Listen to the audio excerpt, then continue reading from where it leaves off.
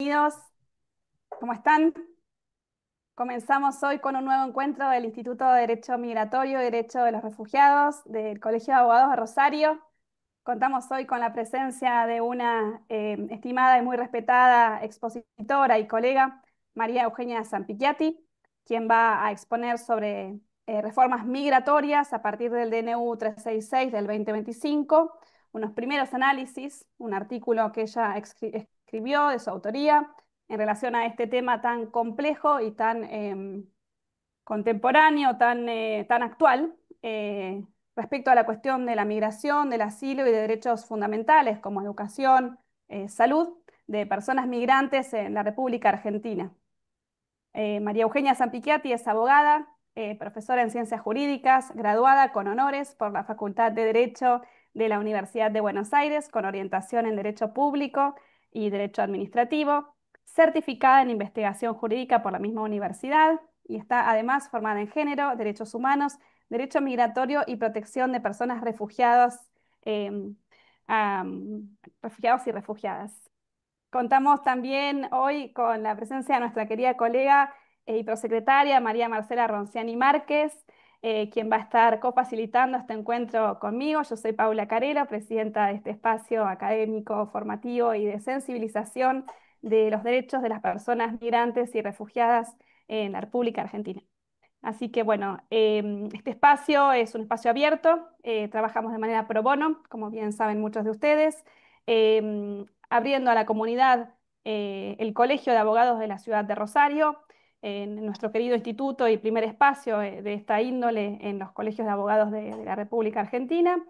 Em, María Eugenia Zampicchiati va a definir un poco y decidir cómo ella desea encarar esta exposición. En principio, como siempre, le solicitamos, por favor, tengan cámaras prendidas y micrófonos apagados mientras ella está exponiendo y luego pueden, si quieren y si desean, realizar preguntas por vía del chat, las cuales vamos a ir recabando y también pueden eventualmente, si quieren, levantar la mano y hacerlas de viva voz. Idealmente, al finalizar la exposición, así hacemos un mejor aprovechamiento y uso de este espacio virtual. Así que bueno, espero que lo disfruten, que les sea de utilidad para su práctica profesional. Si quieren y si desean, pueden comentar o compartir ideas o cuestiones respecto a su práctica profesional o intervenciones que estén haciendo con personas de asistencia o respecto a esta cuestión que vengan observando a nivel práctico y operativo. Hemos creado un grupo con el primer encuentro sobre el DNU 366 de WhatsApp, así que los que quieran sumarse a ese grupo pueden hacerlo, donde seguimos conversando e intercambiando algunas cuestiones en relación a estos temas, sobre casos, jurisprudencia, doctrina y demás. Así que bueno, Marcela, si te querés presentar, así también te ven y te reconocen, y luego, sin más, yo le cedo la palabra a María Eugenia Zampicchiati. Bueno, Marce, buenas tardes a todos. Gracias, puse ahí en el chat, muy agradecidas con la doctora Carelo y con la doctora Zampicchiati por la participación. Sí, los que puedan, les reiteramos, como dijo la doctora Carelo, por favor, que puedan abrir las cámaras para vernos las caras y ver quién está del otro lado, los que puedan y tengan esa posibilidad. Y bueno, acuérdense que si surge alguna pregunta por ahí en el medio de la exposición de la doctora Zampicchiati, las van poniendo en el chat como para no interrumpir y dejar que sea un poquito más fluido el desarrollo del tema. Y bueno, cuando ella nos diga, vamos a ir cortando un poquito y vamos a ir haciendo esas preguntas. Gracias, Paula, por la participación. Bueno, gracias a todos de vuelta. Así que bueno, aquí estamos, arrancamos. Bueno, muchísimas gracias tanto a Paula como a Marcela por esta gentil invitación. También agradecerles a todos y a todas por estar hoy, sobre todo a raíz del cambio que hubo de día, así que se valora el doble que estén detrás de la pantalla. Así que bueno, sin más preámbulos les voy a compartir una presentación que armé. Si quieren después yo la voy a ir pasando, quizás ahora con esto de compartir no los voy a poder ver, pero bueno, quedo atenta si por ahí activan el micrófono, si las chicas también me pueden avisar. Lo que les voy a pedir si me pueden confirmar si pueden ver y cuando esté, arrancamos. Se ve bien, María A ver, Eugenia. sí, sí, exacto. Bueno, buenísimo. Cualquier cosa, bueno, me van frenando, interrumpiendo lo que sea necesario. Igualmente, la medida de lo posible, quizás lo podemos dejar para el final, pero lo vamos charlando, sino cualquier cosa que se frene o que no se entienda.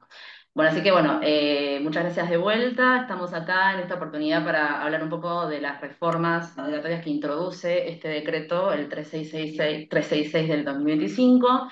Son unos primeros análisis, porque bueno, como sabrán los y las que están en tema o que hayan tocado de oído, es una cuestión que se está desarrollando, lo estamos viviendo en estos momentos, así que todo es pasible de sufrir cambios, pero bueno, mientras tanto, ya que tenemos algunos meses de ventaja, podemos ya ir analizando algunas cuestiones. Primero en principal, bueno, mostrarles un poco cuál es el propósito de lo que a mí me interesa que se lleven de esta charla conmigo, sobre todo estos puntos como ejes que tienen que ver con la comprensión del espíritu de la ley en su texto original. Algunos de los cambios, porque la verdad es que son varios, yo traigo algunos puntuales, pero bueno, podemos ir ampliando los que surjan. Analizar un poco esas tensiones que se dan entre lo que tiene que ver con la ley en su texto original y el decreto vinculado a cuestiones constitucionales y convencionales, y un poco reflexionar sobre el modelo migratorio a nivel general y actual de nuestro país, ¿no? Antes me gustaría como por ahí traerles este cuadro, que no sé si conocen, porque me parece interesante reflexionar un poco sobre el título de la obra, es un cuadro de Paul Gauguin, y preguntarnos, ¿no? ¿De dónde venimos? ¿Quiénes somos y a dónde vamos? Me parece que es crucial para poder comprender un poco cuál es nuestra vinculación con la migración, ¿no? Por ahí quizás nosotros y nosotras no seamos personas migrantes, pero sí provengamos de personas que han decidido migrar o estemos en contacto con colegas o nuestros afectos hayan pasado por un proceso de migración. Me parece interesante por ahí, más allá de ahora adentrarnos de lleno a toda la cuestión más dura de lo teórico, de los análisis de las normativas y las comparaciones y discutamos sobre esas cuestiones, pensar un poco en el trasfondo que en definitiva se trata de situaciones y de personas concretas que han decidido o han tenido que emigrar, y me gustaría que estas preguntas como a modo disparadoras las puedan tener presentes a lo largo de toda esta presentación, para la redundancia, y para, bueno, después tenerlo el cierre, lo podamos también retomar al final. Así que bueno, de dónde venimos, quiénes somos, a dónde vamos, siempre teniéndolo presente, ¿no? Eh, Primero que nada, a mí me parece interesante, más allá de, no sé, bueno, las personas que están aquí presentes, qué tan en contacto estén con la normativa migratoria, para aquellas personas que por ahí no están muy interiorizadas, no trabajan estos temas, me parecía muy importante hacer un recorrido rápido, quizás, sobre algunas, de cómo se fue legislando la normativa en nuestro país, muy a grosso modo, no para, porque no es el propósito de este encuentro, pero sí para tener presente cómo es que llegamos hasta donde llegamos, ¿no?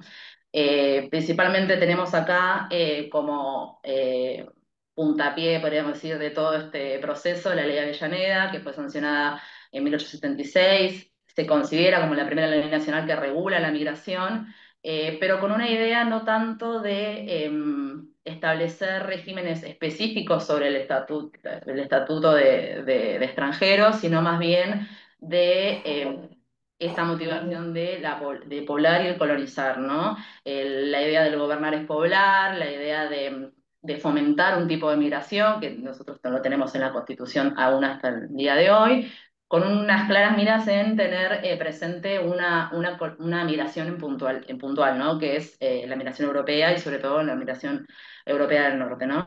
Eh, es quizás como la primera ley donde tenemos visualizada este propósito de regular algo que venía acompañado con una idea clara de la formación, de la conformación del Estado Nacional. Eh, Después de esto, bueno, van a venir otras leyes, otros decretos, ley de residencias, una de ellas, la ley de defensa social también, todas de principios del siglo XX. Pero bueno, lo que me interesa es hacer el salto a la segunda ley nacional también importante en este recorrido, que es la ley 22.439, que es la conocida como ley Videla, porque fue sancionada en épocas de dictadura militar. Como verán, son casi 100 años en el medio, más allá de que están estos decretos y estas leyes que no traigo a colación ahora, pero bueno, acá sí vemos una clara intención ya de regular o de establecer un régimen específico sobre cómo hacer ese ingreso o egreso de personas, el tema de las residencias. Es una ley en donde el foco sí está puesto, como dice ahí, en la legalidad quizás de las personas. Es un paradigma que después eso se va a dejar de acompañar, pero que sí tiene que ver con pensar en la idea de regular desde un enfoque securitario el tema de la migración. Y bueno, varios autores en este sentido coinciden en que es una ley que ha favorecido un desarrollo burocrático excesivo, una arbitrariedad de la gestión migratoria en orden administrativo, con sus complejidades, ¿no? Por el momento en el cual también fue sancionada. Y de ahí lo que tenemos es lo que llegamos a tener acá es la ley 25871, que, bueno, ya es como eh, básicamente haciendo un recorrido rápido hasta donde llegamos hoy, que tiene que ver ya con un reclamo concreto que se venía sosteniendo desde los organismos de derechos humanos. La realidad es que era una deuda de la democracia que esto se diera. Es por eso que, bueno, después de muchas discusiones y luchas, se logra sancionar fines del 2003, se promulga después principios del 2004, y es la ley que básicamente nos pone como la vanguardia, por decir de alguna manera, en temas migratorios normativos, ¿no? Porque es esto, ¿no? Considera el derecho a migrar como un derecho humano, el enfoque ya no está tanto en cómo criminalizar o cómo regular en un sentido estricto la migración, sino considerarlo como parte de un proceso y sobre todo un proceso que requiere contemplar situaciones concretas como es el colectivo migrante en particular, ¿no? Entonces, yendo como muy rápido en esto, lo importante es por ahí quedarnos con esta idea de que, bueno, es esto, es una ley que surge producto de estas denuncias, de luchas iniciadas por las violaciones a los derechos humanos de las personas migrantes, que está inspirada en un paradigma que hace que cambie el foco. El foco es el del paradigma de los derechos humanos, en donde la ilegalidad no está ya asociada a la condición de ser una persona migrante, como por ahí sí planteaban las normas anteriores. Acá podemos empezar a hablar de la irregularidad en términos de los papeles de los migrantes, y no tanto en una cuestión que esté inherente a la persona, ¿no? El claro ejemplo de esto es el artículo 4, que lo establece expresamente: el derecho a migrar es esencial e inalienable de la persona, y la República Argentina lo garantiza sobre la base de los principios de igualdad y universalidad. Clarísimo y muy concreto. Rápidamente también tenemos el tema de los principios. Me parece importante tener en cuenta también esto que regula sobre todo el artículo 3, pero también vemos desarrollado en otras partes de la ley, que tiene que ver no solo el considerar la migración como un derecho humano y no vinculado a un tema de criminalización, sino también en retomar algo que tiene que ver con un hito que se dio en el medio entre una ley Videla y esta ley actual, que tiene que ver con la reforma constitucional. Entonces Argentina empieza a asumir compromisos internacionales concretos, empieza a rever su jerarquía en términos de normas, y entonces empiezan a incorporar un montón de tratados y convenciones que bogan por estos derechos, que tienen un estatus favorecedor, por decirlo de alguna manera, y es un enfoque que no solo tiene que ver con el respeto a un colectivo, sino también con los compromisos asumidos por el país.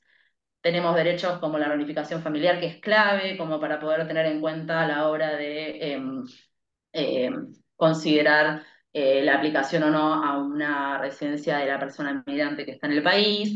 Hay una idea clara y específica sobre la integración, tanto social y laboral, en calidad de este colectivo, una igualdad de trato con nacionales que expresamente se dice así. todo un apartado de acceso a derechos sociales que tiene que ver con el acceso a la educación, a la salud, a la justicia y sobre todo, muy importante, el respeto por el debido proceso y la revisión judicial de los actos como uno de los tantos principios que integran esta ley. Pero bueno, ahora sí, lo que nos interesa es llegar al punto en el que llegamos en el día de hoy, que tiene que ver con la implementación del decreto de necesidad de urgencia 366. Acá, solo como datos, se publica hace muy poquito, fines de mayo, modifica 34 artículos de la ley, tanto de la ley de migraciones y también acá menciono las leyes de educación y ciudadanía. Se incorporan otros artículos tanto en la ley de migraciones como en ciudadanía y se eliminan otros artículos de estas mismas normas. Solo de educación se modifican 2 artículos específicos que seguidamente vamos a ver. Y acá vemos que, bueno, el contexto empieza a cambiar un poco. Esto nos puede retrotraer quizás a momentos en donde se estaba gestando o se gesta definitivamente el DNU 70. Vuelve a estar puesto el foco en algo muy concreto que tiene que ver con el control desde una mirada securitaria, ¿no? A modo de ejemplo, yo lo que les traje, y bueno, la idea de resolver el problema de la irregularidad migratoria, pero con un enfoque muy marcado en la protección de esta seguridad nacional. Y si ustedes se han detenido, se detienen a ver el DNU en todo su contexto, que es bastante largo y complejo en muchos términos, es interesante muchas veces acudir. ¿A qué argumentos, en este caso, el Ejecutivo acude a la hora de tomar una decisión de estas características, ¿no?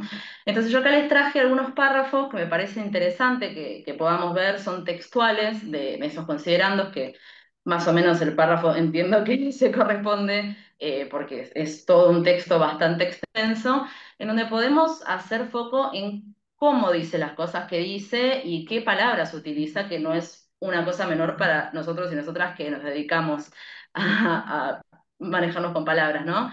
Hay una idea de pensar el tema de las fronteras con los mecanismos de control que son deficientes, se trae a colación el tema de la ilegalidad como esto aplicado al ingreso de los extranjeros. Aporta un dato que tiene que ver con, por ejemplo, cómo es la política de deportación en Estados Unidos. Menciona ahora, que no lo tengo acá mencionado expresamente, pero algo así como a raíz de este párrafo, como que en el último año, me parece que era forma temporal, en Estados Unidos se habían deportado unos 1.500.000 personas más o menos, donde surgen en concreto esos números, pero bueno, al Ejecutivo le pareció que es un argumento interesante como para poder plantear que no es un riesgo que solo, en términos de riesgo del DNU, no es un riesgo solo de la nación, sino que parecería ser del continente. Y volvemos como a estos quizás estigmas que tienen que ver con la idea de que hay un ingreso descontrolado, que hay una amenaza contra la seguridad pública, saturación, acá también de Funpar Más, entrada masiva, afectaciones, el efecto negativo que tiene el ingreso de ciertos inmigrantes y otra vez marcamos la idea de poner en una bolsa eh, un tipo de migración que afectaría al total, que tiene que ver con este riesgo de la vinculación con el terrorismo. Bueno, tienen realmente para indagar y ver cuál es la impronta que justifica después la serie de artículos que me parece interesante que discutamos y que analicemos. Em, Quizás, bueno, para ir también adentrándonos, yo alguna de las preguntas que como me fui haciendo a medida que fui analizando en su momento cuando hice el análisis de los artículos es, bueno, me pica ese bicho del constitucionalismo y pienso, ¿está a la altura de lo que requiere una necesidad y una urgencia un decreto de estas características? Podemos considerar esto, viola el principio de división de poderes, respeta el orden o la jerarquía propuesta por nuestra Constitución sobre el lugar que ocupan los decretos, las leyes, los tratados, si afecta a derechos convencionales, y acá no solo, bueno, yo ahí puse la Convención Internacional sobre Protección de los Trabajadores Migratorios y sus Familiares, una convención que es realidad del previo a la última reforma del 90, pero que Argentina ratifica, cómo entra en juego un DNU de estas características frente a no solo concretamente la afectación de los derechos de las personas migrantes, sino de los compromisos asumidos por el país frente a la aprobación y ratificación de el Pacto Internacional de Derechos Civiles y Políticos, el PIDES, el Protocolo de San Salvador. Hay como muchas aristas de las cuales podemos agarrarnos para poner a prueba, por decir de una manera, o pasarlo por un test de razonabilidad a este decreto. Y bueno, y cómo eso termina siendo o no compatible con esos estándares de derechos humanos. Em, a ver, ahí está. Entonces, para retomar un poco, ¿no? Hay autores como Tracy que plantean, ¿no? Que el DNU 70 o inclusive las leyes previas a la ley de migraciones del 2003-2004 vienen con un foco securitario, está el paradigma securitario que se viene a, mm, a contrarrestar con el paradigma de derechos humanos que plantea la ley de migraciones en su texto original. Y eso es muy claro viéndolo en este análisis que estamos haciendo de los decretos que irrumpen después de la sanción de la ley, que tienen que ver con esta perspectiva de derechos humanos que se plantea en su espíritu y que luego se ve endurecido por, en un primer caso, con el decreto del 70 y actualmente con este decreto 366. Es interesante, a mí esto me hizo por ahí quizás retomar eh, algunas discusiones que se daban con respecto al DNU, donde, bueno, si alguna no sé si lo tiene presente, pero que en su momento con la implementación lo que se produjo fue básicamente una reducción, por ejemplo, ¿no? En la duración de la residencia precaria, se había limitado muchísimo el tema de los plazos porque se había planteado todo un proceso migratorio sumarísimo especial que daba estos plazos de 3 días como para recurrir y el derecho de defensa ahí estaba complicado, se habían ampliado un montón de causas para impedir el ingreso o la permanencia de la persona en el territorio, prohibición de personas que habían sido decretadas su expulsión, o bueno, entre otras cuestiones que yo creo que analizándolo ahora con este nuevo decreto, hay ciertos paralelismos, quizás no son precisos así con esa especificidad de, por ejemplo, el tema de los plazos tan exiguos, pero sí hay algo que se discutía en su momento que yo creo que también amerita traer a la discusión del día de hoy, que tiene que ver, por ejemplo, con una mala redacción muchas veces que genera confusiones en términos de las ambigüedades, las contradicciones, los vacíos, que eso se traduce lisa y llanamente en una inseguridad jurídica que no deberíamos permitir, sobre todo porque bueno, hay muchos artículos que de por sí de la ley quizás no son los más claras, como por ejemplo todas las causales del artículo 29, que ahora nos vamos a adentrar un poco en eso, pero que al sufrir este tipo de reformas traen más confusiones que por ahí aclaraciones que podría llegar a tener. Entonces, bueno, eso como para tener en cuenta es una discusión que en su momento se tuvo y que ahora se estaría retomando a partir de la implementación de este decreto en particular.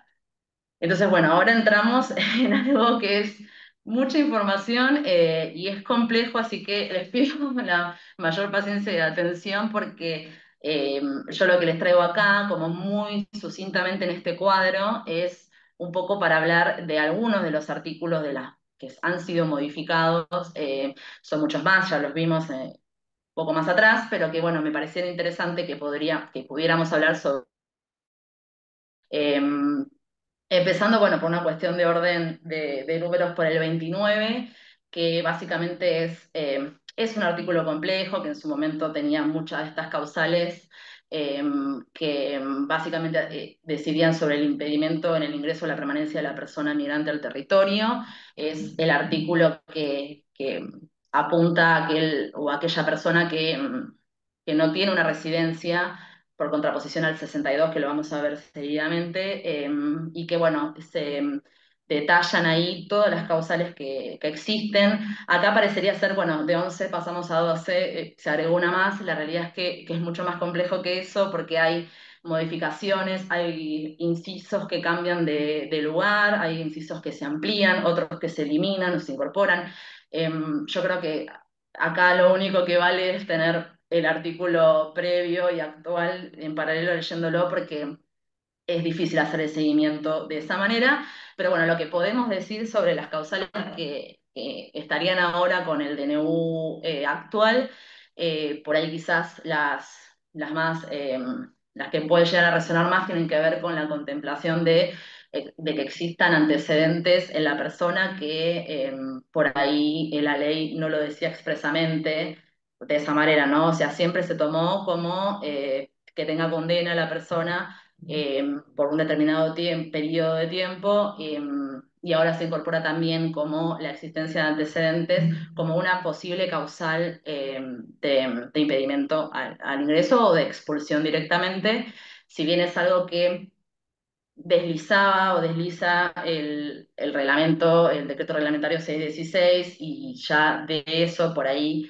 eh, se podría presumir que también por tener antecedentes se podría acceder a una exposición de estas características. La realidad es que ahora lo vemos de forma expresa en el texto de la ley y también, bueno, lo amplía no solo a condenas que tienen que ver con la Argentina, sino en el exterior, y sin modalidad, dice, de cumplimiento sin importar la modalidad de cumplimiento del delito.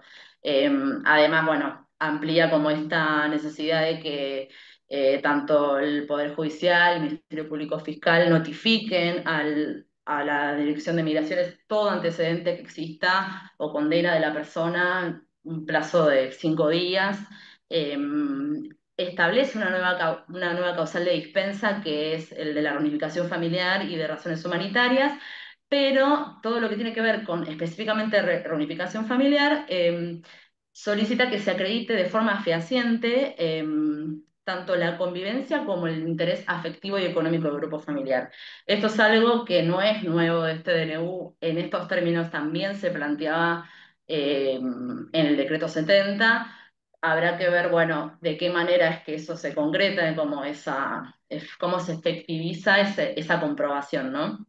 Pero bueno, el 29 es un artículo al cual le tenemos que dedicar mucho tiempo y paciencia para poder entender un poco cuáles son estos cambios, pero es a la luz, es muy claro que en muchos de esos incisos que integran este artículo, lo que se busca es restringir en muchos aspectos o limitar sobre todo porque es mucho más amplio ahora las causales que considerarían, que también lo vamos a ver en el 62, la posibilidad de una expulsión de la persona que eh, quiere ingresar, el impedimento para ingresar y la expulsión de la persona que está en situación irregular.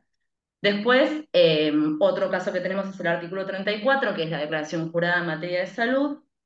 Esto lo que tenía era, bueno, la posibilidad de que se admitieran personas que no reunieran los requisitos de la ley, teniendo en cuenta razones humanitarias, interés público, cumplimiento de compromisos adquiridos por la Argentina. Bueno, todo esto en este caso se elimina y no solo que se eliminan esas quizás excepciones, sino que además se complejiza con el requerimiento de una declaración jurada de salud en donde la persona acredite no solo el propósito de su ingreso, sino la existencia de un seguro de salud para atender sus necesidades médicas, ¿no?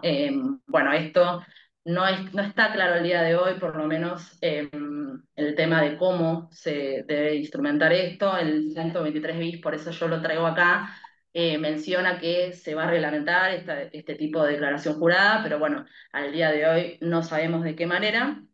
Pero bueno, esta es una limitación también teniendo en cuenta del acceso restricto, por decirlo de alguna manera, a la educación, a la salud, a la justicia, que dijimos hace un rato. Acá se ve limitado con esta disposición. Después el 53 bis, un artículo que no existía en la ley, por eso quedó vacío ahí, pero que viene a incluir una serie de facultades que están en cabeza de la Dirección de Migraciones. En concreto son 7 que las pueden, bueno, leer en el texto de ahí, pero básicamente muchas se vinculan con la exigencia de que la persona exigir la acreditación de la identidad de la persona, de la situación migratoria, participar activamente en operativos o también en fiscalización e inspección de lugares en donde se empleen personas migrantes o en donde habiten personas migrantes. Y lo que se habilita es un tema que tiene que ver con la retención de la persona, que se puede realizar de forma preventiva y que se debe poner a disposición del juez, inclusive aun cuando no hay una sentencia de condena firme, que eso es algo que también trae el 70, que es un artículo también que tiene lo suyo. Ahora lo veremos. Y como para seguir un poco también con estas modificaciones, tenemos otro artículo que tiene que ver con lo que regula el domicilio. Antes, lo que decía el 54 tenía que ver con mantener esto, ¿no? Actualizados los datos ante la Dirección de Migraciones. Ahora está más enfocado no solo en tener obligaciones más concretas sobre la vinculación de la persona con su domicilio real, con el constituido y con el denunciado, pero este es un claro ejemplo, si ustedes después leen el texto completo de este artículo, en donde ya vemos que hay alguna serie de contradicciones que tienen que ver con, en este caso, por ejemplo, considerar que las notificaciones, por ejemplo, en un primer párrafo dice, deben sí o sí diligenciarse al domicilio electrónico como único domicilio válido en donde van a funcionar las notificaciones, y pareciera ser como que es la única vía que tiene la persona para recibir esas notificaciones, y después inmediatamente al siguiente párrafo da la opción de que sean las del domicilio electrónico o el último domicilio constituido. Entonces, lo que parecía ser tan tajante en un primer momento, acá en este caso lo vemos quizás atenuado. Eh, y después tiene como cosas que quizás podrían ser anecdóticas, pero por ejemplo, exigirle a la persona migrante que tenga visible y que esté a cargo suyo, que quede visible la numeración de la casa, el edificio, la construcción en donde vive, bueno, también por lo pronto podría ser llamativo, pero bueno, es algo que también trae esta incorporación del decreto. Y yo creo que un poco lo que por ahí advertimos acá con esta por ahí confusión que se trae el tipo de domicilio o pensar un domicilio sobre el otro es quizás no, sobre todo teniendo en cuenta que tiene 3 días para informar cualquier cambio de domicilio que haga la persona, es no contemplar un poco cómo se maneja el colectivo migrante, lo dificultoso que muchas veces es que la persona se pueda sentar en un lugar concreto. Hay algo propio de la situación que a veces hace que no puedan permanecer mucho tiempo en un lugar y que la movilidad propia es muy frecuente, entonces también creo que es no comprender un poco lo difícil que es muchas veces poder, por ejemplo, estar a la altura de esta exigencia, ¿no? Con plazos que tienen que ver con vías y con exigencias que podrían pensarse absurdas, como por ejemplo preocuparse el inmigrante porque sea visible su número en un edificio o en un hotel familiar donde quizás son los lugares habituales de estas personas. Pero bueno, esto es un poco también uno de los cambios que trae este decreto. Y después también, bueno, llegamos al 62, que es, yo había trazado un paralelismo con el 29, porque son también, es el que se le aplica a las personas que sí tienen algún tipo entran en alguna de las categorías de residencias que están vigentes. Acá teníamos 5 causales en donde se cancela la residencia, esas pasan a ser 7, pero bueno, básicamente una de ellas tiene que ver con reducir el tiempo de permanencia fuera del territorio. Antes este plazo era de 2 años para los residentes permanentes, ahora pasa a ser de 1 año y para temporarios de 6 meses. Entonces, bueno, ahí se reduce un poco el plazo y es una causal para tener en cuenta si se le decreta la expulsión o directamente no se le permite más el ingreso a esa persona. El tema de la dispensa cuando tiene que ver con familiar argentino acá se elimina, antes estaba contemplado y ahora directamente está omitido en la normativa.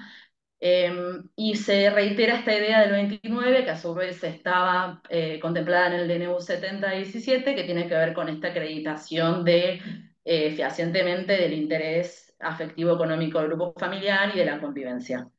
Después, bueno, Esto tuvo sus críticas en su momento por el Comité de Protección de los Trabajadores Migratorios.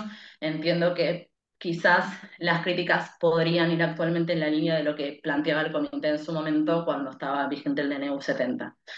Y bueno, después entrando también de lleno con un artículo que también tiene sus complejidades, que es el 70. Acá en este caso, bueno, esto estaba compartido, el tema de poner la persona, retenerla y ponerla a disposición del juez, eh, era una cuestión que estaba a cargo del Ministerio del Interior o de la Dirección de Migraciones, ahora pasa a ser solo de la Dirección de Migraciones, en donde tenía que estar firme y consentida esa expulsión a la hora de poder solicitar la retención. En realidad, esto de que hubiese algunas causas que justificaran eran como muy concretas. En este caso, lo que vemos es que solo si se afecta a la seguridad pública, la defensa nacional o la salud pública, es que se solicitaría la retención, perdón, si no está firme y consentida, pero bueno, tiene también sus vericuetos porque no sabemos igual esto cómo impacta, o por lo menos no el día de hoy, en términos concretos de si efectivamente se espera que solo sean estas causales para poder avanzar con esa retención previa, o bueno, en este caso si efectivamente eso se cumple o si se dicta la retención o por lo menos se mantiene y recién luego se activa todo el mecanismo eh, de dar aviso ante el juez de turno y bueno, todo lo que implica avanzar en ese sentido. Ese es uno de los artículos que a mi consideración es de los más complejos porque ya de por sí es un artículo que trae sus, sus desafíos, por decirlo de alguna manera, en su normativa, en su texto original. Acá, por lejos de aclarar, presentas como también esas algunas confusiones a la hora de interpretar cómo es que actúa esta medida cautelar. Pero bueno, eso en todo caso también lo podemos charlar, dado el momento si surgen algunas preguntas en concreto. Después, otro gran tema, y ya acá vamos cerrando con todo lo que tiene que ver con modificaciones a la ley de migraciones. El otro gran tema es el tema de los recursos. Pasamos de tener una serie de recursos administrativos, como el de revisión, el de reconsideración, el jerárquico, la alzada, que ahora todo eso se reduce a el recurso jerárquico. Entonces, acá lo que tenemos es, bueno, una serie de artículos que van del 74 al 89, en que en su gran mayoría están derogados, porque todo lo que la ley básicamente establecía vinculado a los plazos, las modalidades y cuestiones que tienen que ver específicamente con los recursos administrativos, en este caso, vuelan, porque solo es aplicable el recurso jerárquico, ¿no? Entonces, en tema de plazos, el recurso jerárquico, al igual que en su concepción original, estábamos hablando de un plazo de 15 días para interponer. Acá se habla concretamente en estos artículos, eh, se habilita toda una opción para poder solicitar la vista, también para sustanciar la prueba, y un ida y vuelta que tiene que ver con presentarse el expediente administrativo, pedir la suspensión y bueno, ver de qué manera recurrir antes de agotar la vía, que también es muy confusa si la leen, porque no queda claro a partir de, bueno, de la interposición, desde que se notifica a la persona. Bueno, como solamente vale el recurso jerárquico, cómo se sustancia básicamente todo el proceso cuando una persona le dictan algún acto que no, le imponen un acto administrativo que no está dictado por el director de la Dirección de Migraciones, valga la redundancia, y que tiene que elevarse al director y bueno, cómo actúan los plazos ahí, es medio complicado también de entender en tanto que no queda claro cómo se efectúa esa vista, cómo se produce esa prueba. En ese sentido, la idea de que se hayan limitado todos estos recursos que antes se tenían y que ahora no se tienen, podemos pensar que es una afectación concreta a la posibilidad de la persona migrante de defenderse y de no tener que llegar a esa instancia judicial si por algún error o por alguna cuestión que amerite el recurso de revisión en su momento revertir la situación que está atravesando la persona, bueno, ahora no lo tenga porque no está más disponible ese recurso.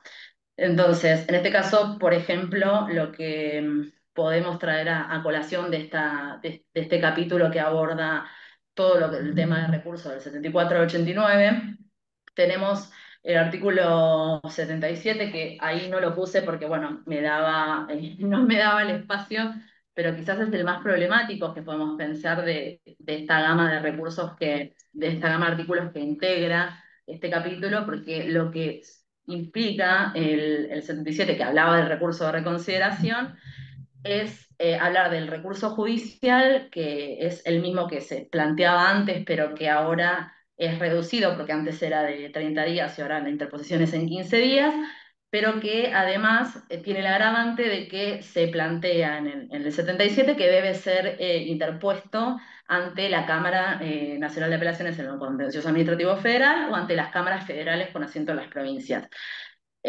Acá, bueno, vemos que es claramente esto una afectación a la doble instancia porque obliga a la persona del recurso jerárquico, que es el único que tiene disponible en sede administrativa, si ese no prospera y hay que recurrir en sede judicial, por el artículo 77 nos dice que tenemos que presentarlo ante la Cámara directamente. Bueno, y esto también trae sus complejidades porque además de toda esa reducción que tenemos de las instancias administrativas, tenemos la imposibilidad de poder discutir esto en primera instancia, que ahora igual después vamos a ver algunos casos en donde ya esto fue sucediendo y vamos a analizar eso, cómo se contempló. Pero bueno, básicamente todo el tema de recursos es un tema que no es menor, por ahí no tenemos esos plazos exiguos que teníamos con el DNU 70, pero claramente está limitada la posibilidad de defensa o el acceso a la tutela judicial efectiva de las personas migrantes. Eh, Eso como para por ahí también tener en cuenta. Y sobre todo, algo que también no es menor es que el artículo 90, que es un artículo que está integrado en el capítulo sobre revisión, por ejemplo, es un artículo que no se tocó en esta modificación. El artículo 90 lo que nos viene a plantear es que eh, existe una posibilidad de la persona de ver revisado el recurso, ya sea por el Ministerio del Interior, que actualmente es una secretaría, o por la Dirección de Migraciones. Si vemos todo el recorrido que hace el capítulo de recursos, donde vemos que han sido todos derogados, inclusive entre ellos el recurso de revisión, como pasa en el artículo 74, nos encontramos que hay una inconsistencia con el 90 que por algún motivo, no sabemos si se les pasó o qué sucedió, quedó ahí descolocado también, porque bueno, si no hay recurso de revisión, ¿por qué tendría la posibilidad del 90, ¿no? Pero bueno, esa es otra de las quizás ambigüedades que se plantean con este tipo de casos. Pero bueno, claramente esto viene a afectar no solo la tutela judicial efectiva de las personas, sino también todo el principio de jerarquía de normas, teniendo en cuenta que, bueno, se introducen estos cambios muy profundos a través de un decreto donde podemos discutir o no el tema de qué tan necesario, qué tan urgente sea, teniendo en cuenta la grave afectación que eso se traduce con estos recursos eliminados. Pero bueno, más allá de esto que planteaba recién con el 77 y la interposición ante la Cámara directo, tenemos el artículo 98 que regula la competencia, que a simple vista podría interpretarse, bueno, como básicamente un cambio propio de como, bueno, de los títulos, como hay títulos, capítulos, hay tanta modificación, parecería ser que es simplemente ayornar el nombre o el número del título a la aplicación del decreto, pero termina siendo también más profundo que eso, porque si nos detenemos en el análisis del título quinto, ahí vemos que se aborda, como dice ahí, todo lo que tiene que ver con la ilegalidad y cancelación de la permanencia de la persona migrante, que eso va desde el artículo 61 hasta el 69, es decir, que el 62 que vimos con sus causales están contemplados en este título, y todo lo que tiene que ver con las cautelares que va del 70 al 73. Entonces, si bien tenemos el caso de los recursos tienen que interponerse ante la Cámara directamente sin pasar por primera instancia, acá lo que nos dice el artículo de la competencia es que son competentes los juzgados de primera instancia, valga la redundancia, para entender en toda esta gama de situaciones que pueden suceder que involucran el título quinto. Entonces, yo creo que teniendo presente este artículo modificado y la disposición transitoria que ven debajo, que es el artículo 44 del DNU, no de la ley, es importante tenerlos en cuenta porque de esa manera podemos sortear un poco este conflicto que nos viene a traer el salteo, por decirlo de alguna manera, de la primera instancia judicial. Porque, bueno, la disposición transitoria lo que dice es que todo lo trámite iniciado, ya sea de residencia o de ciudadanía, previo a la entrada en vigencia del DNU, hace que continúen con el marco legal vigente al momento, ¿no? De que se inició. Entonces, podemos agarrarnos de esta disposición transitoria, de la competencia del juzgado de primera instancia, en estos casos que menciona el título, para poder pelear básicamente el respeto y la garantía del doble conforme, teniendo en cuenta que lo que hasta ahora se ha dado son procesos en donde se venía trabajando alguna residencia o una ciudadanía, no, pero sí el tema de la residencia donde cae con alguna condena en particular, que hace que en definitiva obligue en ese caso, a los juzgados a tratarlo con el texto original. Paula, veo tu mano levantada, no sé si... eh, Sí, tenía una duda. Vos decís eliminación de la revisión, del recurso de revisión. sí. Em, ¿Por qué mencionabas eso? ¿Porque el 90 sigue estando o Claro, o sea, todo lo que tenía que ver con los artículos que trata el tema del recurso de alzada, de reconsideración, el de revisión, no están como tal. Pero el 90, que dice, no sé si lo tengo acá anotado, por acá, me parece que el Ministerio no. del Interior y la DNM podrán rever de oficio o a petición de parte sus resoluciones y las de las autoridades que actúen por delegación? Serán susceptibles de revisión las decisiones cuando se comprueben casos de error, omisión o arbitrariedad manifiesta, violaciones al debido proceso o cuando hechos nuevos de suficiente entidad justifiquen dicha medida. Me quedé acá dudando.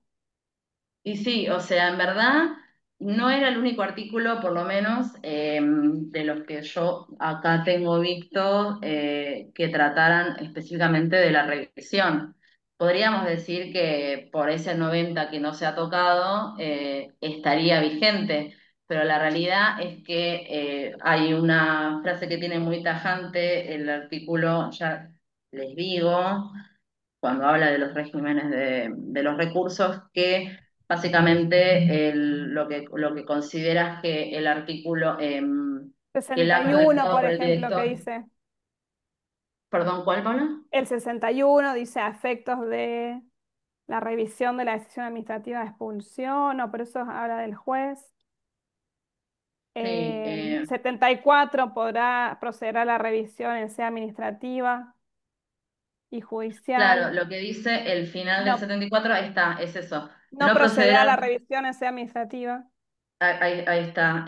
No procederá a la revisión administrativa de los actos dictados por el Director Nacional de Migraciones, conforme lo establecido en el último párrafo del 75, y cuando nos vamos al 75, establece que los dictados por el director son los que agotan la vía administrativa y habilita el dictado de un recurso judicial, perdón, la interposición de un recurso Claro, judicial. claro, Eh, claro, bien. es, por lo pronto, confuso, porque si No, yo me aparte, guío por claro, el vos setenta y hiciste cuatro desde el 74 al 89 y después no, acá en la columnita de la izquierda no decís el 90, pero en el 90 sigue claro, estando, digo, y ahí de última también podríamos, o sea, está en la ley de procedimiento administrativo, exacto, sí, seguiría siempre vigente, digamos, pero supletoriamente exacto. interesante. Tenemos la aplicación de la ley de procedimiento administrativo, lógicamente, pero bueno, como toda cuestión que se vincula con el derecho administrativo siempre se aplica a la ley específica primero. Supletoriamente sí se podría plantear, es verdad, por la aplicación de la LPA, pero la realidad es que si yo me quedo solo con lo del 74 y los 75, parecería ser que revisión no tenemos. Pero bueno, el 90 quedó, entonces yo no lo traigo porque no fue una de las modificaciones que tuvo el DNU. Nos Claro, queda claro. la duda Que ahí de, entré en en la duda. Muchas definitiva, gracias. Perdón la no, interrupción. no, está perfecto, porque también está bueno que esto es todo interpretación, ¿no? También es interesante también lo que puedan ustedes aportar de lo que leen, de lo que han visto de estas normas. Pero bueno, básicamente nos podemos resguardar de esta disposición transitoria en aquellos casos donde por ahí en su momento se había iniciado un, algún expediente administrativo para poder tratar, regularizar la situación de la persona migrante, aplicando alguna categoría de las residencias disponibles, y que por algún motivo eso, si bien puede estar ahora afectado porque cae alguna expulsión, alguna cuestión que ponga un poco en tensión ese trámite. Lo que tenemos que tener presente es que la ley que va a aplicarse es la que en su momento estaba vigente, porque si no, bueno, ya entramos en una discusión de la reforma Timpeyus, que no se pueden empeorar las condiciones. Habrá que ver, yo por lo menos al momento después me compartirán aquellos y aquellas que trabajen, bueno, si han tenido cuestiones que hayan iniciado post implementación del DNU, que ya les estén aplicando este texto actualmente vigente, que sí les afecte de lleno todas las modificaciones introducidas por el DNU. Pero bueno, eso es algo que también lo estamos viendo sobre la marcha, ¿no? Pero bueno, básicamente hay más modificaciones que tienen que ver con la ley de migraciones. Me parecieron que las más relevantes quizás tenían que ver con estas de las admisiones, las cancelaciones de permanencia o del ingreso, lo que tenía que ver con el tema de la salud. Ahora quizás lo que podemos ver es específicamente lo que se ha modificado tanto en lo que son leyes de educación superior y nacional y tema de ciudadanía, que también es otro tema en cuestión. Como les había adelantado en su momento, en lo que tiene que ver con educación estrictamente, se modifican dos artículos en concreto, el artículo 2 bis de la Ley de Educación Superior y el 143 de la Ley de Educación Nacional. En ambos casos lo que se plantea es el acceso a todos los niveles educativos de las personas, tanto ciudadanas argentinas nativas o por opción, o de residentes. En este caso, lo que vemos es que hay una limitación a todo lo que tiene que ver con el nivel superior o terciario para acceder a ese nivel de aquellas personas que están en una situación irregular. Porque lo que nos dice la modificación es que sí, se sigue garantizando la gratuidad en todos los estratos o todas las instancias educativas, pero específicamente de lo que se habla es de nivel inicial, primario y secundario por la Ley de Educación Nacional, y sin contemplar, como decía antes, todos los niveles del sistema educativo. Y en el caso de la Ley de Educación Superior, lo que habilita es lo circunscribe solo a ciudadanos argentinos, nativos o por opción, y aquellos que tienen residencia permanente, y en el caso de aquellos que no cumplan con la categoría de residencia permanente, lo que tienen es una limitación en ese sentido que se salvaguarda con esto del artículo 59, inciso C. Si ustedes leen ese artículo que trae la ley de educación superior, lo que viene a hacer es a modificar en cierto modo algo que disponía el 2 bis previo a la reforma, que tiene que ver con la prohibición de que las instituciones puedan suscribir estos acuerdos o convenios con otras instituciones, estados, etcétera, por esta idea de no pensar la educación en términos de un servicio lucrativo.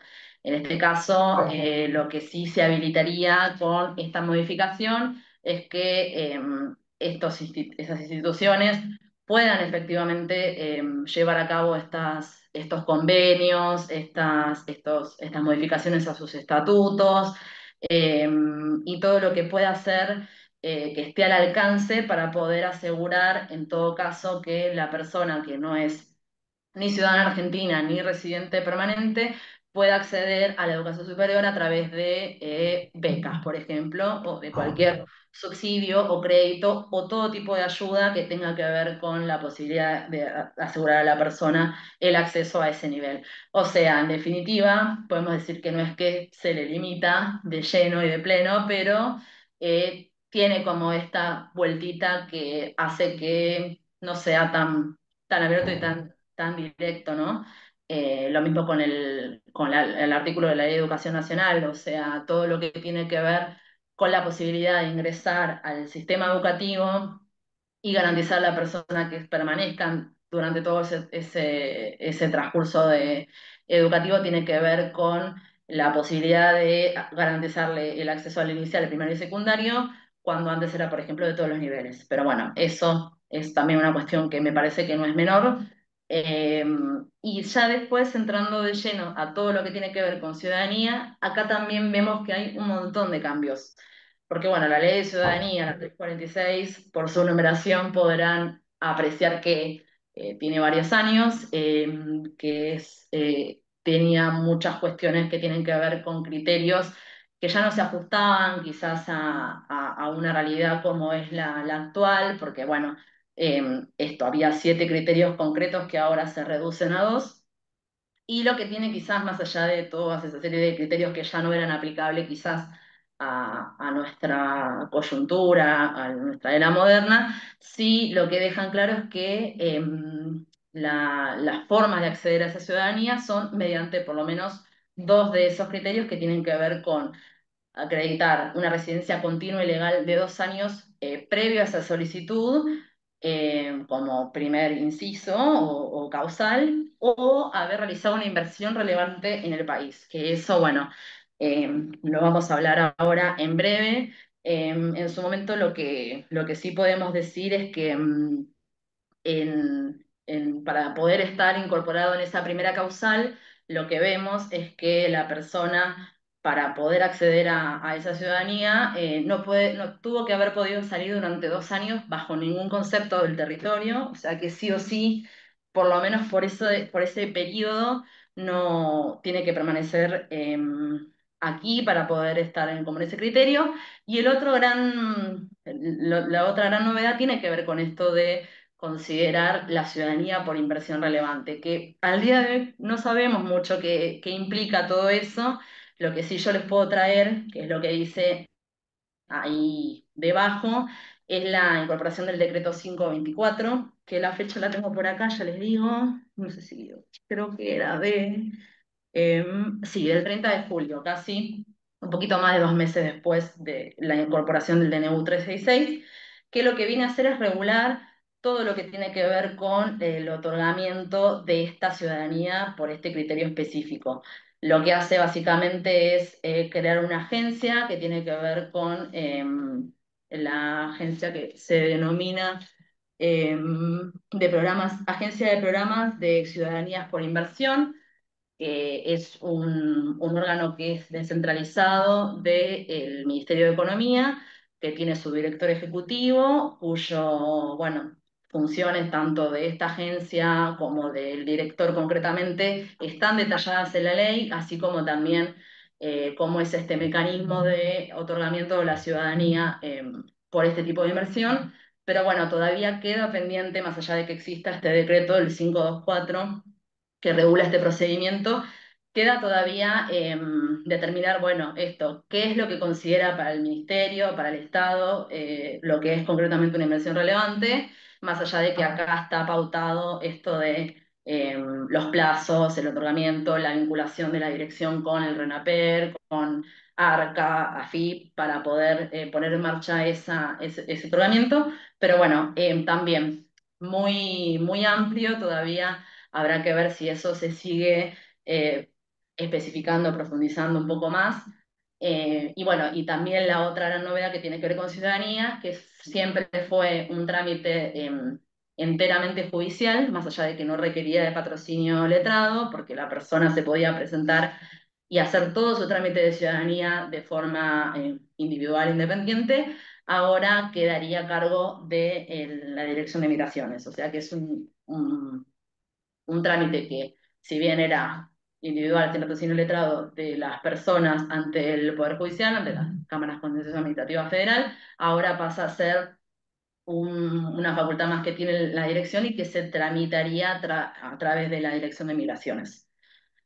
Pero bueno, básicamente haciendo como un raconto de las cosas que estuvimos analizando sobre el articulado, lo que podemos determinar, así como a grosso modo o muy preliminarmente, es esto de la afectación a la doble instancia, por esto que tiene que ver con no solo, bueno, la limitación de los recursos administrativos, sino de la necesidad de que se interponga un recurso directamente ante la Cámara Nacional. Eso hace que, bueno, se afecte el doble conforme y que uno no pueda apelar directamente a primera instancia, necesite de sortear directamente de la Cámara. Lo vemos como, bueno, esto claramente afectado. Una mayor discrecionalidad administrativa, porque además de las facultades, más allá de que se le otorgue a la Dirección de Migraciones, hay una realidad que tiene que ver con muchos artículos que por ahí pasan a ser de un deber a un poder de la Dirección de Migraciones en algunas decisiones que son imprecisas, que por ahí no se detallan concretamente cómo se pueden llevar a cabo. Esto a su vez se traduce en una actuación judicial limitada porque esto medio que decanta por estas dos cuestiones previamente descritas y también todo lo que tiene que ver con una indefensión de la persona migrante, una afectación a la tutela judicial efectiva y al debido proceso en términos de eh, Constitución, Convención, artículo 8.2 de la Convención Americana, entre otras normas, ¿no? Lo que podemos ver igual es que dentro de las continuidades lo que podemos analizar es que como base de la ley está presente, seguimos teniendo el artículo 4 que vimos al principio, la idea del derecho humano a migrar, la idea de los compromisos internacionales asumidos por el Estado y el respeto de, de todas esas cuestiones a las cuales hemos adherido como país. Pero bueno, volvemos como un poco a lo que en su momento traía el DNU 70, que es el cambio del enfoque, la pérdida de este control judicial efectivo en muchos de estos casos, inclusive, bueno, el endurecimiento de muchas de las causales que tienen que ver con el 29, con el 62, en temas de cancelación o expulsión, lo de la discrecionalidad y la afectación en definitiva de derechos humanos.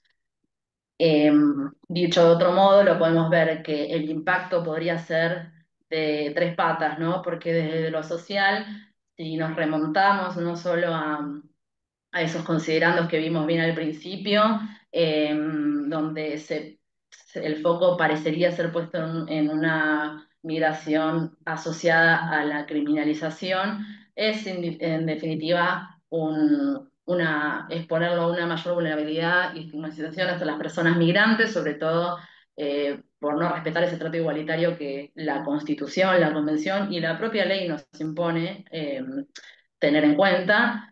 Y lo mismo, ¿no? Mayor incidencia y control discrecional de la administración y una menor incidencia y riesgo cierto de sentencias contradictorias, sobre todo por algo que vamos a ver ahora con algunos ejemplos puntuales, pero que tiene que ver, por ejemplo, con casos como el que yo les traigo acá, que son todos representados por la defensa pública, en donde, bueno, vemos que eran causas que se habían iniciado.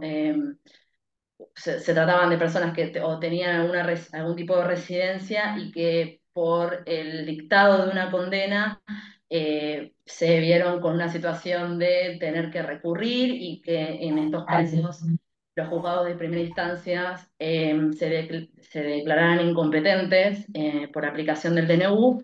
Bueno, lo que se hizo ahí en esos casos es básicamente desde la defensa es recurrir, apelar sobre todo a esto que les había traído sobre la disposición transitoria, sobre la aplicación de la ley en su texto original, porque eran todos casos en donde la residencia permanente, en todos casos habían sido decretados previamente, y en donde irrumpe por ahí esta cuestión de la condena dictada. En su gran mayoría, si no todas, habían sido bajo suspenso y que estaban en suspensión, mejor dicho, y en donde acá vemos que, bueno, lo que sucedió a raíz de esta incompetencia que se declara en los 5 casos, no son los únicos, pero sí los que me parece son también ilustrativos, sobre todo también por las fechas, siendo Yepes el primero de ellos. Bueno, por una primera intervención del Ministerio Público Fiscal, en donde se menciona lo de la incorporación de este DNU, hace que eso primero se declara incompetente el juzgado de primera instancia, con los recursos presentados por la defensa en estos casos, hace que desde la Cámara se analice y al día de hoy tengamos que las 5 salas que integran el Contencioso Administrativo Federal en materia de competencia hayan reafirmado la necesidad de que primera instancia intervenga y en este caso reasuman la competencia de estos juzgados en cuestión y sigan el proceso habitual, el debido proceso. Me parece que esto es importante porque, bueno, no todos los juzgados de primera instancia, por lo que sé, se han declarado incompetentes, pero bueno, hay una realidad que tiene que ver con una mayor rigurosidad o mayores, no sé si ser más estrictos en algunas cuestiones que tienen que ver con los requisitos, con el análisis en concreto de estos casos migratorios que hacen que en definitiva bueno, se ponga en juego, ¿no? Todo lo que tiene que ver con este decreto y con cómo irrumpe en casos concretos.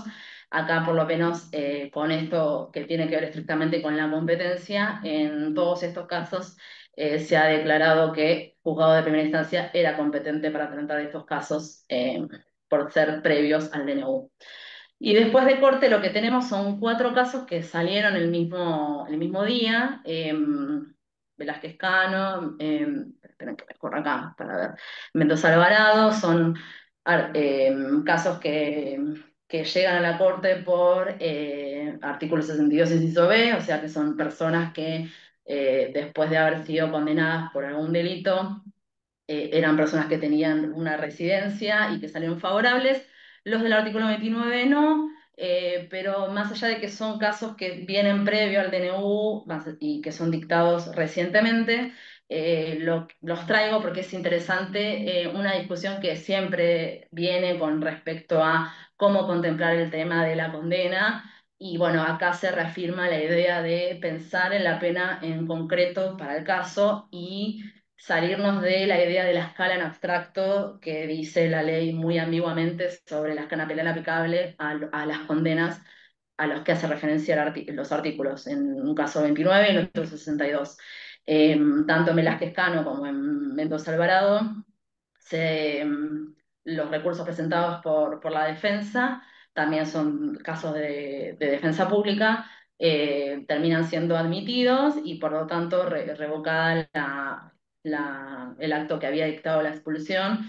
Y me parece interesante esta frase que surge sobre todo esto de Velázquez Cano, que me parece que nos viene bien también para repasar en qué contexto estamos ahora, que tiene que ver con la idea de la precisión en los términos, la idea de la claridad, que esto es todo lo que hace el generar certezas para poder básicamente no caer en esta inseguridad jurídica que no solo proviene de los actos administrativos de algunas áreas en este caso de la Dirección de Migraciones, sino que tiene que ver también, lo podemos traspolar a el texto de la normativa.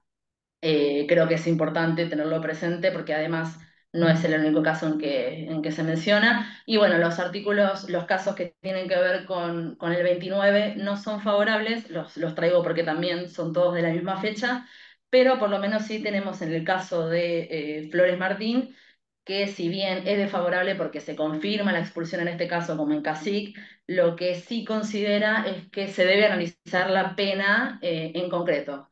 Es decir, que más allá de que para esa persona en concreto no haya sido o sea, favorable el resultado, eh, trae esto que también se analiza en Velázquez Cano, en Mendoza Alvarado, y en su momento nos podemos remitir también a Paz a León en el 2022 como otro de los casos emblemáticos que llegan a corte y en donde se discute, en ese caso también por el artículo 29, el tema de contemplar o no las causales de expulsión, tener en cuenta que básicamente la condena que se tiene que tener en cuenta es la que tramite en el caso en concreto y no la pena máxima impuesta por la escala penal de nuestra legislación.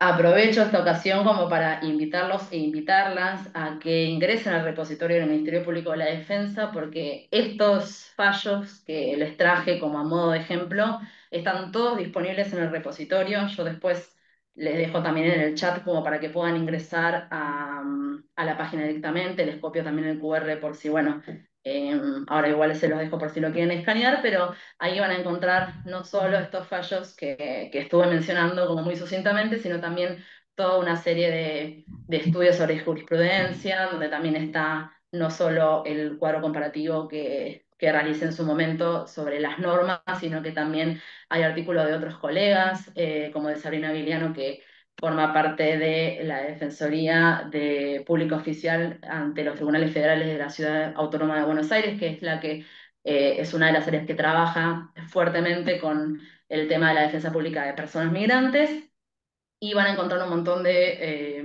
estudios, boletines, etcétera, y la posibilidad de que se suscriban al newsletter, que es abierto y gratuito. Así que bueno, están cordialmente invitados a que se puedan sumar a las producciones de la Escuela de la Defensa Pública.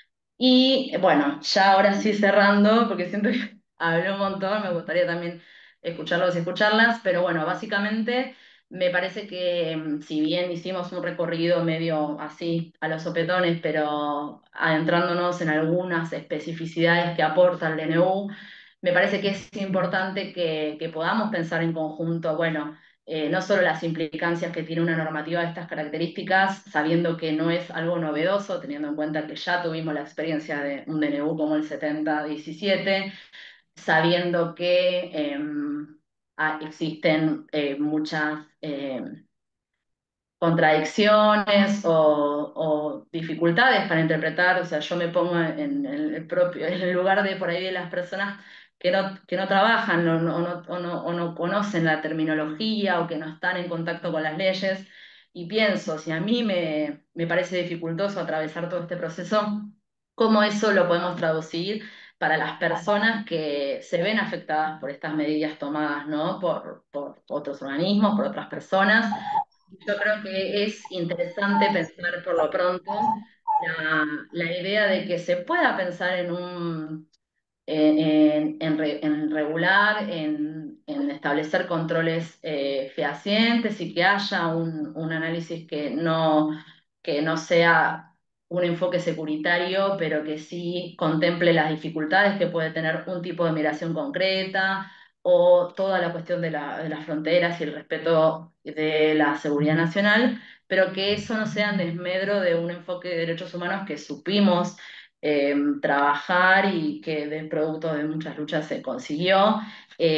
Como a modo quizás de pregunta, es esto, ¿no? Como, bueno, por lo menos la pregunta que me hago yo, ¿cómo poder equilibrar esa balanza que quizás yo anteriormente la mostré desbalanceada, pero que pueda hacer, que se pueda trazar ese paralelismo, que podamos discutir sobre políticas migratorias que tengan que ver con la seguridad, pero que eso se haga respetando los derechos humanos y los compromisos todo lo que se ha asumido en términos de Estado, para poder garantizar los derechos de las personas migrantes.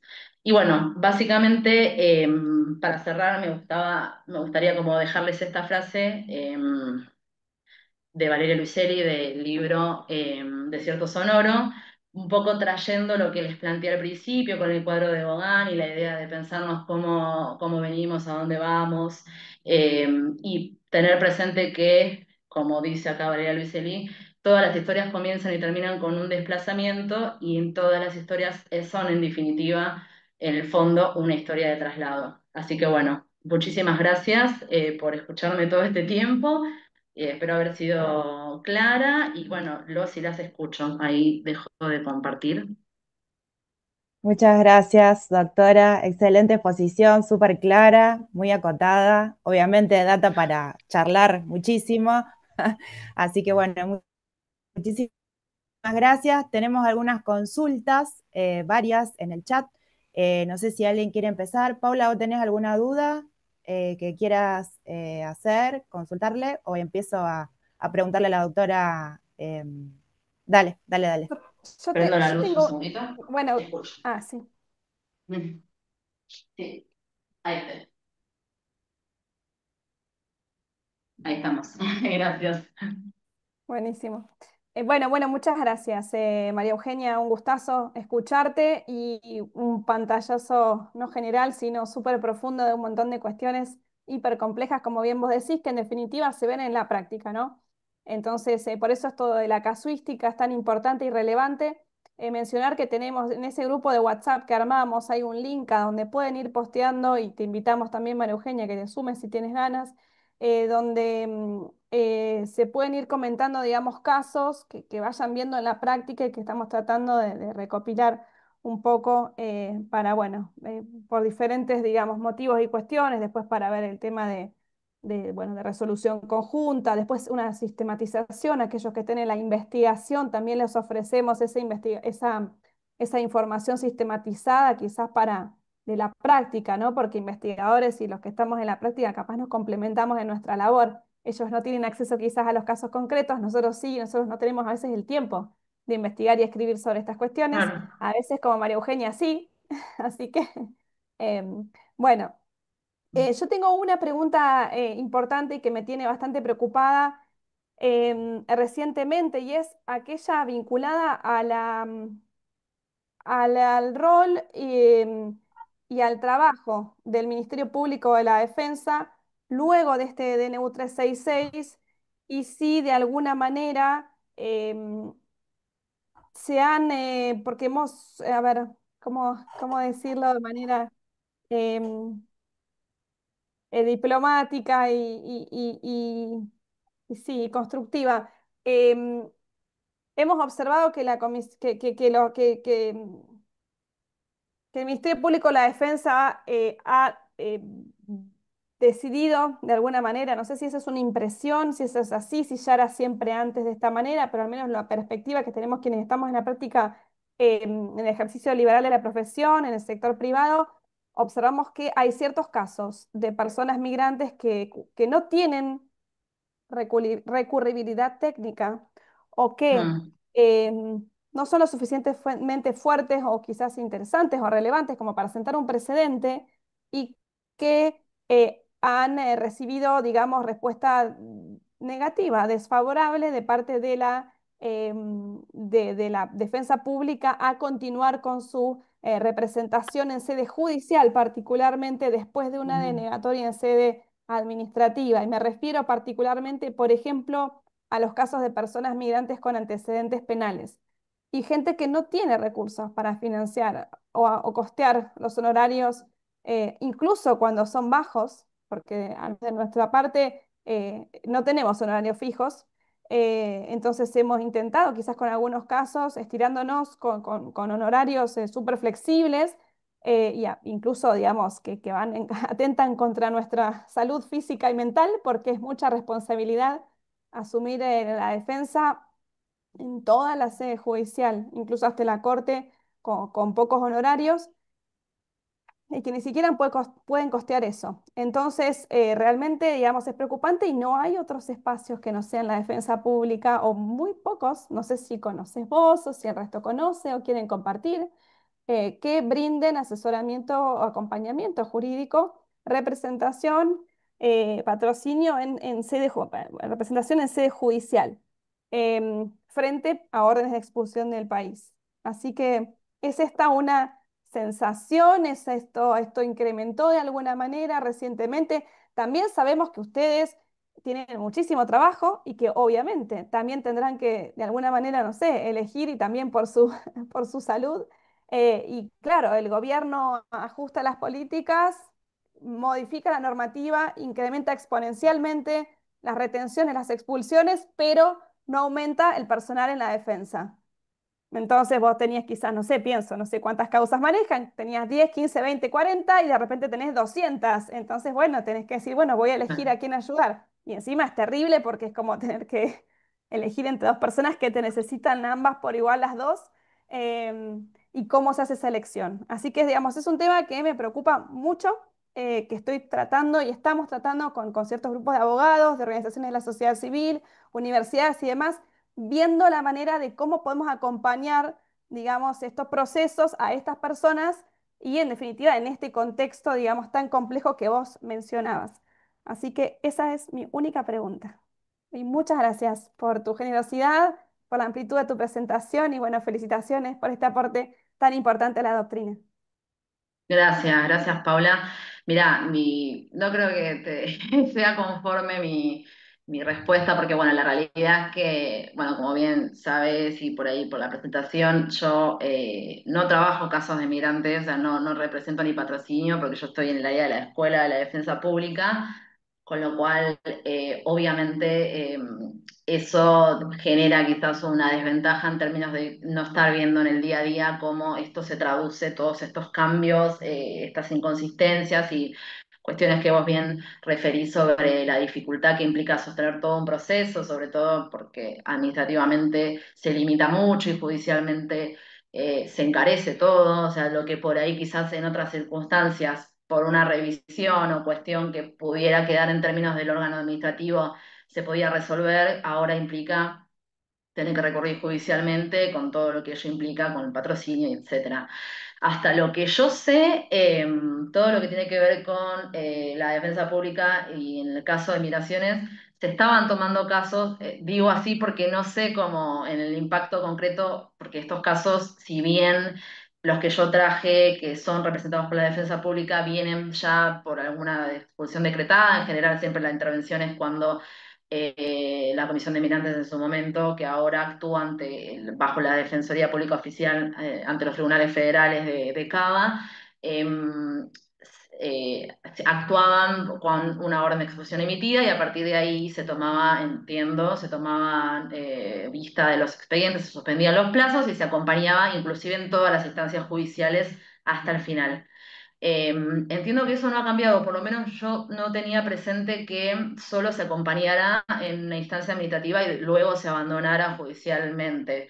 Entiendo que no, porque de hecho estos casos que yo traje que fueron por competencia, inclusive los de Corte Suprema, son todos que han sido recurridos por la defensa pública, que se han llegado con queja ante un REF, pero bueno, desconozco actualmente con estos cambios que se han introducido cuál es el criterio para admitir o no admitir, o hasta qué etapa se acompaña. Lo que yo creo es que, por lo pronto, con una expulsión dictada, la defensa interviene y pelea hasta, digamos, el final, pero bueno, me lo anoto como para en todo caso también Sí, consultar a ver cómo viene siendo por ahí ese cambio, mm, porque la verdad es que desconozco perfecto. actualmente si se siguen manejando así. Bien. Eh, por ahí. Gracias. Sí, Bueno, hay una normativa, hay unas resoluciones viejas, digamos, de los criterios que permiten Sí. incluir o no incluir a ciertas personas migrantes bajo la órbita de la defensa y son Mm, de hace tiempo, pero bueno, hoy en día están circulando, después te comparto, digamos, no circulando, digamos, notificaciones mm, oficiales a las personas donde se les indica que por falta de recurribilidad técnica no van a poder acompañar su caso y justifican entiendo. en base a un par de resoluciones De internas de la resoluciones. DGN y demás. Así que, bueno, esto, digamos, en teoría siempre fue así, también en principio hay algunas cuestiones también por ejemplo, del tema de los recursos económicos, si tienen o no tienen recursos económicos, pero a la vez también la DGN a veces atendía a personas que tenían recursos económicos, pero que tenían algún otro tipo de vulnerabilidad. Así que bueno, Ujú. es un Sí, tema en que principio eso es cierto, hay una resolución, la 230 de la DGN, que sí limita el tema de la admisión en términos de la equivalencia entre salario mínimo vital y móvil, entiendo, eso creo que no se ha tocado sobre, bueno, una causal para admitir o no esa representación. De todas maneras, siempre que estamos ante procesos por ahí penales, bueno, eso quizás no es tan determinante, ¿no? Así que sí, puede que eso varíe si la persona está atravesando un proceso penal y que efectivamente aplica una vulnerabilidad muy concreta, como, bueno, por el hecho de sí, ser como una o privar. extradición, por ejemplo. y cuestiones así. Sí. Bueno, fantástico, yo no interrumpo más. Gracias. No, no, por favor. Por favor. Bueno, María Eugenia, si te parece, tenemos acá en el chat, los colegas nos han hecho consultas. Acá nos dice Fabiana, ¿qué pasa si una persona sale del país pero tiene una unión convivencial registrada? Es a los efectos de la ciudadanía, ¿no? Que vos habías explicado en lo que se modificaron los requisitos ahora para... Sí, no sé si es concretamente qué pasa si sale, si la unión convivencial es con alguien, me entiendo, o un Un argentino o un argentino. naturalizado. No sabemos en concreto, lo que sí, yo creo que por la lectura, por la interpretación que establece la ley, parecería ser que son 2 años ininterrumpidos donde la persona no puede salir. O sea, Ujú. que quizás eso pueda haber perturbado su trámite, veremos, yo por lo menos no conozco casos en donde se haya cancelado un trámite o algo porque es esto, ¿no? Es muy reciente, pero, no sé si veo que está Fabiana levantando la Sí, mano, no es sé. Fabiana justo la que ella preguntó. Ahí está Fabiana. Hola, ¿qué tal? Buenas Hola ¿Cómo tardes. Fabiana. estás? Bueno, no, mi consulta es la siguiente. Es una española que vive en Argentina hace más de 2 años y tiene una unión convivencial con un argentino. Pero todos los diciembres se va a España durante 3 meses y después vuelve. Yo creo que ahí ya perdió la residencia. ¿Qué pasa? Eh, Pero ¿qué pasa si tiene un registro de unión convivencial? Te consulto, Fabiana, ¿es una persona que está tramitando la ciudadanía, tiene residencia permanente? Porque son como dos caminos paralelos. O sea, uno puede tener una residencia permanente, por ejemplo, tener su DNI por una temporaria o por una permanente, no necesariamente ser ciudadano, no haber iniciado el trámite de ciudadanía. Ah, bien, bien. No, tiene Muchas una veces residencia permanente. No se pierde eso. Lo que se perdería sería la ciudadanía. no se perdería en tanto y en cuanto ya ha sido adquirida, sino lo que yo entiendo que trae esta modificación es si está en trámite.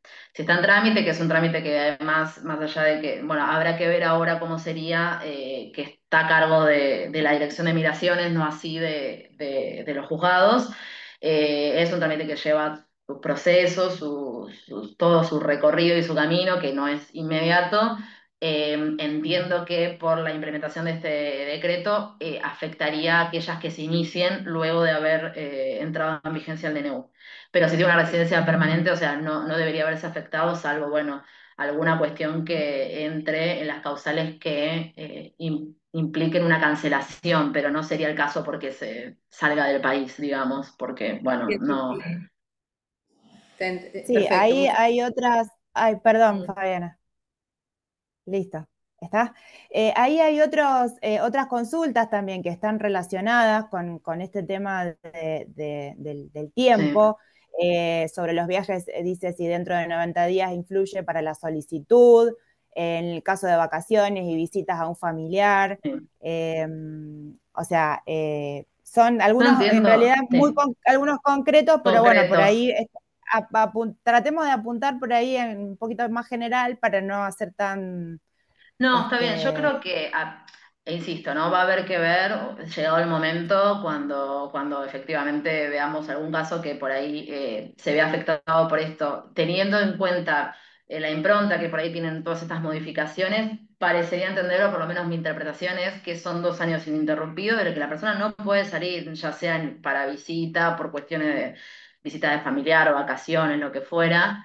Eh, claro. la realidad no sé, se podría discutir eventualmente, yo creo que sí, recontra, porque bueno, podría haber argumentos de los cuales podemos pensar para en todo caso cuestionar esto que nos impone esta modificación, pero en principio por el texto post-DNU no debería poder admitirse ningún tipo de salida, por lo menos por ese periodo. Pero bueno, eh, Sí, Bien. la autoridad Eh, migratoria ya dijo que iban a haber excepciones y que van a estar seguramente en la reglamentación, pero mm, lo no dijeron sé. y en la práctica si uno quiere cargar el trámite y salió Mm, un día del país, ya no te no, deja el sistema. Nosotros claro. tenemos un caso, por ejemplo, salió 4 días, no se puede cargar directamente. Entonces No, tiene que esperar quizás a los 2 años o quizás ir por la vía judicial porque en definitiva tiene cerrado. Eso es como hay que definir eso. claro, sí, Pero sí, es un tema para argumentos hay, mí. después hay que tomar decisiones respecto al caso concreto. Totalmente, sí, sí, Pero sí, el y habrá que sistema hoy ver, no te deja cargar. no Si te vos deja. saliste un día, no te deja cargar directamente. Te tira error. Bueno, esto Bueno, nos da ahí una está pauta de que claro de que no. definitivamente, de Son que no. ininterrumpidos, exacto.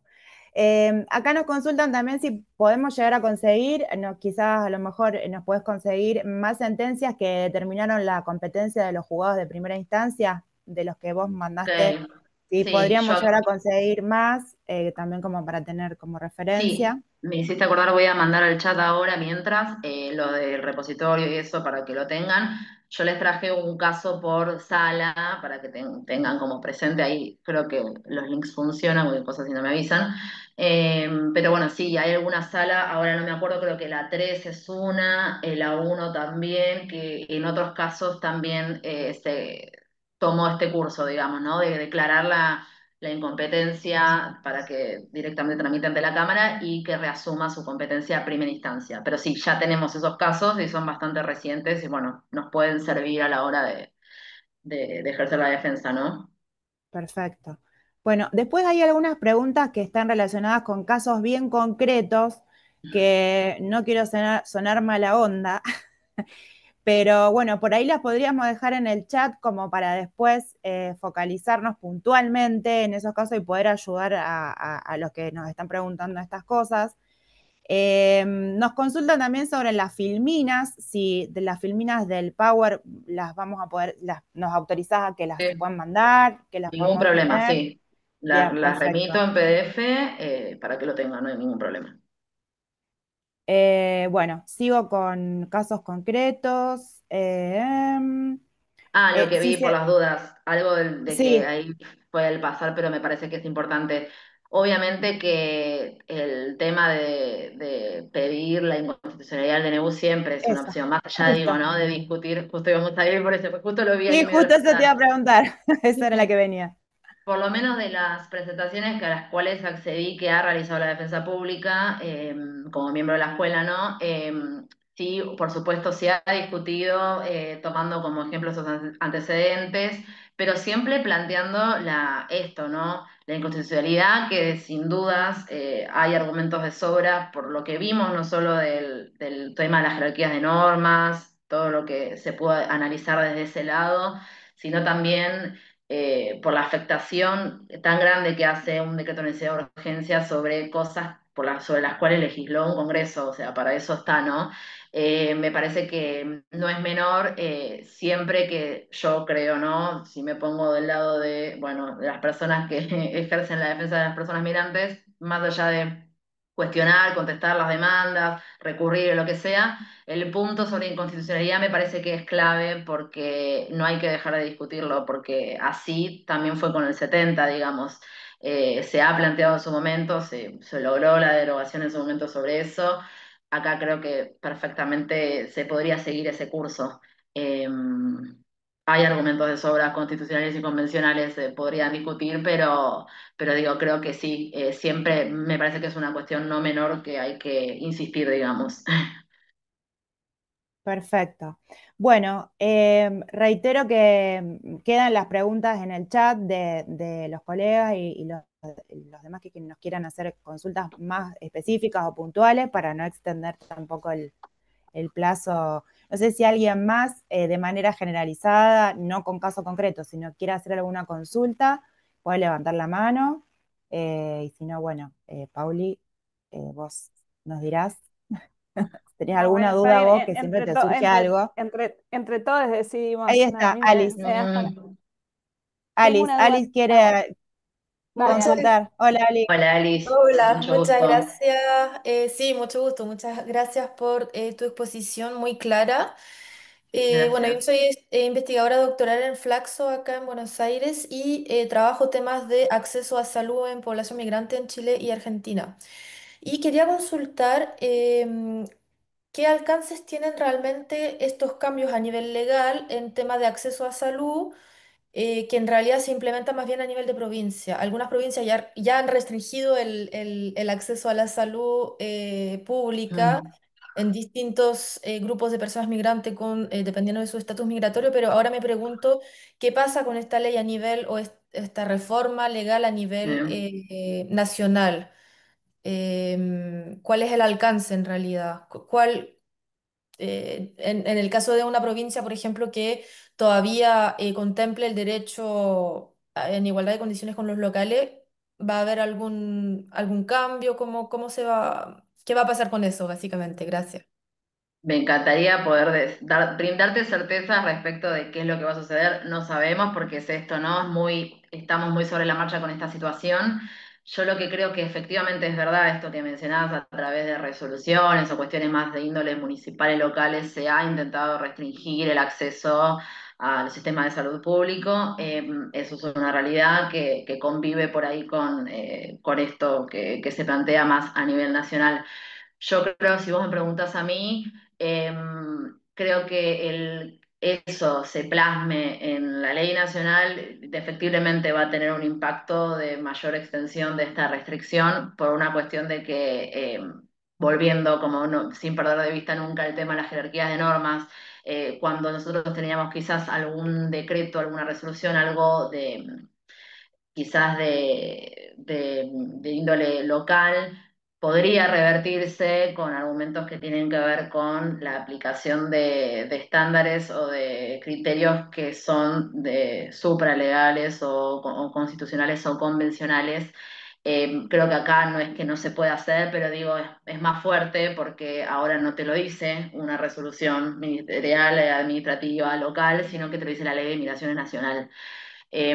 Con lo cual, bueno, desconozco los alcances al día de hoy por esto de que es muy reciente y ni siquiera se está reglamentando. Dice que se va a reglamentar todo el tema, por ejemplo, de esta declaración jurada de salud o la prestación la presentación de un seguro médico para acreditar el ingreso. No sabemos eso todavía cómo es, pero sí, yo creo que efectivamente el cambio va a ser que al estar ya ahora plasmado en la letra de la ley nacional, eh, sea más difícil, no imposible, pero más difícil de por ahí de pelear esta cuestión de la salud pública. Y creo que de todas maneras, teniendo muy presente todo el tema de las jerarquías de normas, hay un montón de artículos de las convenciones y de los pactos que podrían ser aplicables para rebatir esta cuestión.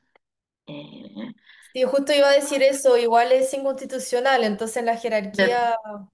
Exacto, sí, es inconstitucional, pero bueno, ahora está plasmado de forma expresa. Entonces, Mm. sí, eso creo yo que puede traer mayores reclamos o litigios sobre la posibilidad del acceso a la salud, por lo menos en la gestión pública. Listo, muchas gracias. No, gracias por Gracias, tu Nat. consulta.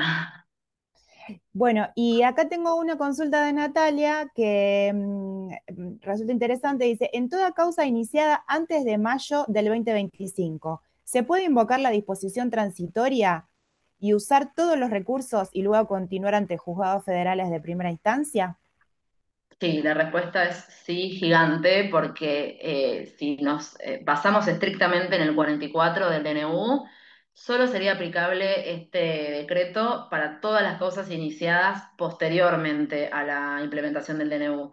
O sea que si tenemos un caso de una persona que no vio resuelta todavía su residencia, su trámite, porque también no son cosas inmediatas, pero bueno, ha iniciado un trámite para poder acceder a una residencia permanente o para pasar de una temporal a una permanente, o la ciudadanía, bueno, esos casos que se han implementado previo o se han ocasionado previo a esta implementación, deberían regirse por la norma vigente al momento de haberse iniciado. Entonces, si bien vimos estos casos en donde son todos pre-DNU, en donde se declara incompetente la juzgado de primera instancia y eso se revierte, bueno, en estos casos no teníamos ninguna situación concreta que fuera pura y duramente iniciada después de la entrada en vigor del DNU. Entonces, definitivamente hay que usar la disposición transitoria, hay que usar el artículo de la competencia y seguir recurriendo en la medida en que se pueda con los recursos que se tengan disponibles, más allá de que, bueno, es muy probable que se hagan estos intentos de incursionar como ese inicio de causa a la normativa actual. Por la reforma Tim Pellus no se podría. Así que no, insisto que hay que pelearlo. Perfecto, gracias. Muchas gracias, María Eugenia. No, por Bueno, favor. acá no veo más consultas, salvo que las que habían quedado pendientes, que eran de casos bien concretos. Así que si alguien más, levante la mano si quiere comentar o preguntarle algo más a la doctora. Tenía una duda. ¿Sabés si hay alguna declaración de inconstitucionalidad del DNU 366 en lo que respecta a materia migratoria? Porque los fallos que vi que tienen que ver con la competencia, va, que no son, bueno, sí, sí, son fallos. eh, no declaran la inconstitucionalidad. No. Solamente se ha declarado la inconstitucionalidad del DNU que modifica la ley de refugiados y del DNU 366 en lo que respecta a ciudadanía, pero no en lo que Sí. respecta a materia migratoria, es decir, no se la juegan como en aquel entonces con el DNU 70. Todavía nadie se Yo atrevió. creo que ¿Sabes quizás algo? Todavía no. no, o sea, sí vi que en los casos de competencias que traje se deja planteada, pero que no se avanza más allá del argumento. No sé si quizás cuando estemos ante un caso que sí tenga sus inicios post implementación, quizás sea la oportunidad para poder discutirlo más, pero no que yo sepa más como en un apartado de los tantos para discutir estas decisiones tomadas en estos casos concretos, no tengo presente por lo menos que haya sido de otra manera, pero bueno, sí, obvio que estamos a la espera de ver qué sucede en la práctica, cómo se plantea, pero sí, hay que plantearlo sin duda, eso, totalmente de acuerdo. Bien, muchas gracias. No, gracias a vos, Paula.